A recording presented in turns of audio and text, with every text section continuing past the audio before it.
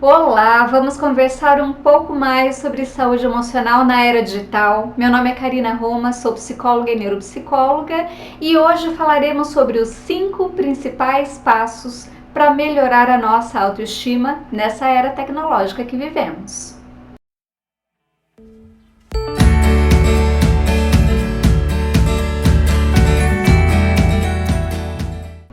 Se você já é inscrito aqui no canal, seja muito bem-vindo para mais uma conversa semanal. Se ainda não se inscreveu, fique à vontade, será um prazer receber seus comentários, suas dúvidas e suas opiniões a respeito dos temas que nós discutimos aqui. Ainda mais hoje em dia, vamos pensar na importância que a autoestima tem nas nossas vidas e de como nós estamos expostos a tantas informações, a tantas interferências externas e que acabam, obviamente, mexendo com a nossa autoestima. A autoestima é a forma como nós nos vemos, é a consciência que nós temos de nós mesmos. E como que isso pode ser afetado externamente? O tempo todo. Pelas próprias redes sociais, por exemplo. Quantas pessoas não dizem, puxa, estou vendo as redes sociais, meus amigos viajando, pessoas que eu conheço adquirindo coisas novas ou tendo conquistas no trabalho e parece que não acontece nada comigo. Ou se não, puxa, tal pessoa tá tão bonita e eu fico aqui me comparando, querendo que minha aparência seja parecida com a dessa pessoa ou colocando idealizações em cima do que nós vemos. Nós precisamos prestar muita atenção, porque a forma como lidamos conosco é mandatória para a nossa saúde emocional. O que é ter uma autoestima saudável? É quando nós nos sentimos potencialmente certos para fazer alguma coisa, potencialmente belos, quando nós nos sentimos capazes e com todas as condições possíveis para fazermos o nosso melhor. Seja ele da forma que sair, sabendo que estamos dando o nosso 100%. Mas o contrário também pode acontecer quando nós estamos com a autoestima muito baixa. Nós acabamos nos sentindo sem todas as fichas necessárias para jogar o jogo e acabamos não acreditando tanto em nós. Isso é muito ruim. Quando nós passamos a desacreditar. E o que acontece com isso? As nossas emoções ficam todas desbalanceadas e passamos inclusive a ver coisas como negativas quando na verdade não são. Presumimos muito mais, prejulgamos muito mais, deixamos que os nossos medos e preconceitos falem mais alto do que na realidade a leitura básica e clara que a vida nos traz. Dentro do meu trabalho de psicóloga clínica, eu uso a teoria humanista e nessa abordagem o seu idealizador, o psicólogo norte-americano Carl Rogers, usa a autoestima como base para que nós consigamos ter a nossa autorrealização. Nós precisamos de uma autoestima básica, precisamos gostar de nós mesmos. E inclusive a terapia baseada nessa teoria, que é a abordagem centrada na pessoa, a ACP, que eu uso nas psicoterapias que eu conduzo, justamente levam em conta isso. O como é importante nós acreditarmos em nós mesmos, o como é importante nós sabermos que podemos melhorar aquilo que não está tão bom ainda, mas a aceitação dos nossos pontos que já são bons, dos nossos pontos fortes, são essenciais para todo esse processo. Pense no seu dia a dia. Como você tem se sentido mais ultimamente? Mais confiante ou menos confiante, mais temeroso? Não só em relação a você, mas a tudo nessa vida. As coisas obviamente externas nos influenciam. Porém, internamente, nós não dependemos do que acontece externamente. O que acontece conosco passa pelo nosso crivo.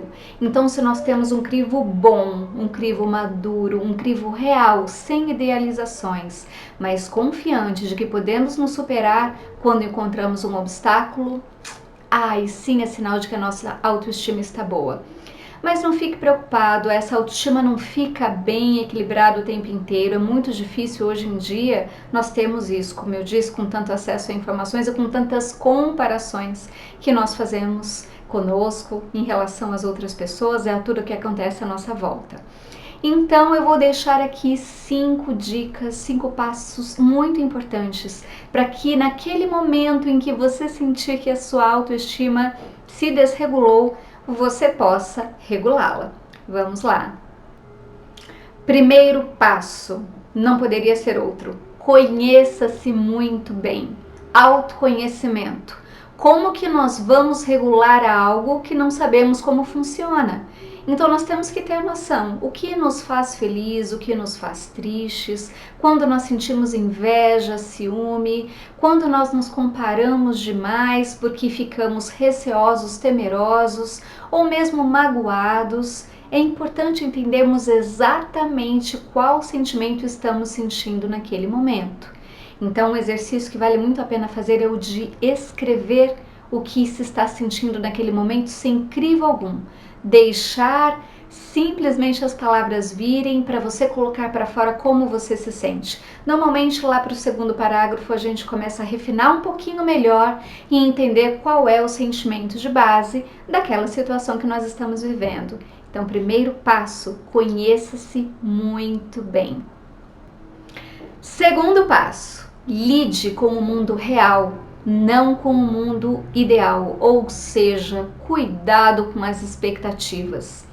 Quantas vezes situações simples, tolas acontecem e nós levamos isso para o lado pessoal, achando que se algo aconteceu errado é porque tem algo errado conosco, ou se uma pessoa não nos cumprimentou é porque ela já não gosta mais de nós. Situações corriqueiras e que nós interpretamos de acordo com o nosso mundo ideal, com as nossas expectativas. E o mundo real é como o mundo é.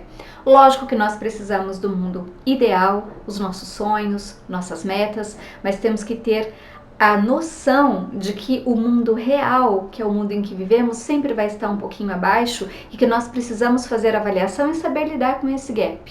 Se nós não sabemos lidar com esse gap, nós vamos sempre nos sentir menos. Sempre vamos achar que estamos recebendo menos. E aí, nossa autoestima cai. Não tem como isso ser bom. Então, firme-se. Entenda na realidade o que aconteceu. O que na realidade essa pessoa está me dizendo. O que na realidade eu posso afirmar do que está acontecendo comigo e não suposições. Suponho que a pessoa esteja triste comigo, suponho que o meu chefe não esteja me avaliando tão bem quanto o meu colega. Então vamos tomar cuidado com suposições, com idealizações e viver aqui, no mundo real, porque é aqui que as coisas acontecem, que as mudanças acontecem e que você consegue se regular melhor com toda certeza. Terceiro passo. Pare de se culpar por tudo. Pare de se culpar por tudo. Nós temos sim nossas responsabilidades, mas quando algo não sai como nós gostaríamos, mesmo que tenha sido nossa responsabilidade em algum ponto, não adianta nada nos culparmos de forma alguma. Quando nós nos culpamos, nós nos colocamos para baixo. A culpa, eu costumo dizer, são como grandes pedras que nós colocamos na nossa mochila enquanto nós estamos subindo a montanha da nossa vida. Não ajudam nada, absolutamente nada. Então vamos jogar as culpas fora, vamos assumir a responsabilidade. Muito bem, preciso então melhorar tal procedimento, melhorar tal conduta, melhorar o comportamento, melhorar a comunicação para conseguir resultados melhores. Excelente, vamos usar isso como aprendizado. Agora, me culpar, puxa, eu fui burro, puxa, eu não sou bom nisso, nossa, de novo eu errei naquilo, não tem como isso nos ajudar. Então veja bem, não é fechar os olhos para as responsabilidades e para as mudanças que precisam ser feitas, mas é fazer isso com responsabilidade primeiramente por você, com amor. Vamos ao quarto ponto. Pare de se comparar o tempo inteiro com as outras pessoas. Nós vivemos numa sociedade competitiva, ainda mais hoje, em que todos divulgam tudo que é feito, tanto no campo profissional quanto pessoal. Porém, nós temos que entender e usar a competitividade para o bem, para o crescimento, para o nosso auto-melhoramento. Então, a competitividade que vale a pena é quando nós competimos conosco mesmo, superamos alguns obstáculos, mas com carinho, com amor, com calma, com paciência. Quando nós olhamos para o lado e vemos a grama do vizinho mais verde, né, transformando isso em várias situações, nós só estamos nos depreciando e cada um tem a sua história. Ah, mas tal pessoa parece que tem mais sorte do que eu. Nós não sabemos exatamente como é a vida dessa pessoa. Olha, atendendo esses anos todos, todas as pessoas têm as suas lutas, mesmo aquelas que nós assim, num primeiro momento achamos que tem tudo certo na vida. Não é assim. Então vamos parar de nos comparar internamente as nossas características pessoais, os nossos princípios, valores, as nossas qualidades, as nossas dificuldades, mas também sem nos compararmos externamente. Os padrões, principalmente os padrões de beleza, eles são escravizantes. Temos que cuidar de nós, cuidar da nossa saúde, gostar de como nós somos. Obviamente, a vaidade, quando equilibrada, ela traz resultados bons, que são resultados de cuidado, mas tudo que é exagerado é ruim. Então, seja você mesmo. Não existe perfeição, não tem que existir perfeição, não tem ninguém perfeito nessa vida. O que a gente vê das outras pessoas é aquilo que as pessoas deixam transparecer e não é toda a realidade. Vamos honrar quem nós somos, porque não há ninguém igual a nós. E para fechar o quinto passo, vamos exercitar a gratidão um dia por vez. O que aconteceu ontem não necessariamente determinará o que vai acontecer hoje ou amanhã na sua vida. Puxa, Karina, ontem eu tive um revés, um fracasso tão complicado e por causa disso eu acho que eu nunca mais vou conseguir fazer nada nessa área. Não, de forma alguma. Isso só vai acontecer se você deixar. Então nós precisamos ressignificar a nossa vida e não tem um sentimento mais poderoso para fazer isso do que a gratidão, inclusive pelas coisas que saíram errado, inclusive pelas oportunidades que nós perdemos. Lógico que nós às vezes temos reveses muito tristes na nossa vida que nós não gostaríamos e que não há como necessariamente tecer uma gratidão, ficar agradecidos por isso. Como perder alguém que nós amamos, isso é muito complicado, isso é muito triste, ou uma doença séria que nós tenhamos que enfrentar. Então, nós não vamos agradecer pelo fato, de forma alguma, mas nós temos que nos fortalecer, já que essa luta nos veio, que chegou aqui para nós.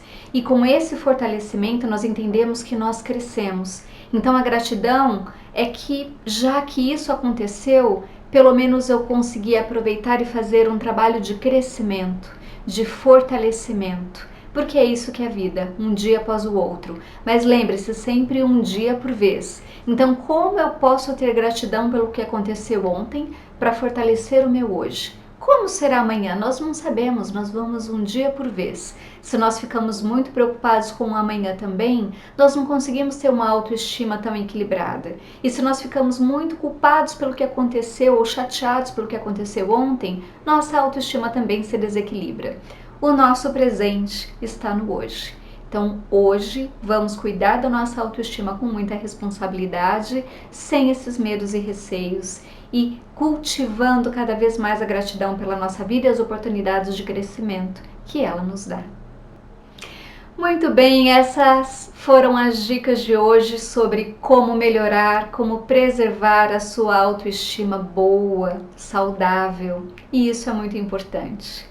Esse foi um bate-papo muito gostoso, espero que vocês tenham gostado. Se gostaram, podem deixar seu like. Se quiserem entrar, há conteúdos semanais à disposição nesse canal, mas não precisam ativar o sininho. Lembrem-se que as notificações não fazem muito bem para a nossa saúde mental. Quando você tiver um tempinho, você entra aqui e dá uma olhada no conteúdo que eu preparei para vocês. Até lá então, cuide-se bem!